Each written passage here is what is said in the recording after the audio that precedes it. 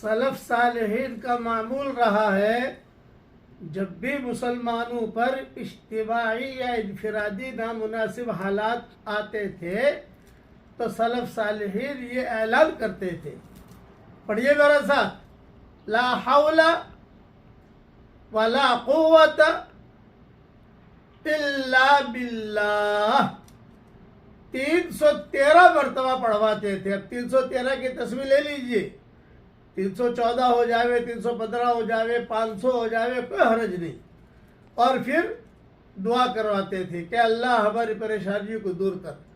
10 دن کرواتے تھے، 15 دن کے اندر حالات بدل جاتے تھے الحمدللہ۔ لا حول ولا قوت الا باللہ 313 مرتبہ پڑھنے کا اہتمام کیجئے، انفرادی طور پر یا اجتماعی طور پر، اور یہ تسبیح بنا لیجئے انشاءاللہ۔ اللہ تعالی ہم سب کے اجتماعی اور انفرادی پریشانیوں کو دور فرمائے، آمین۔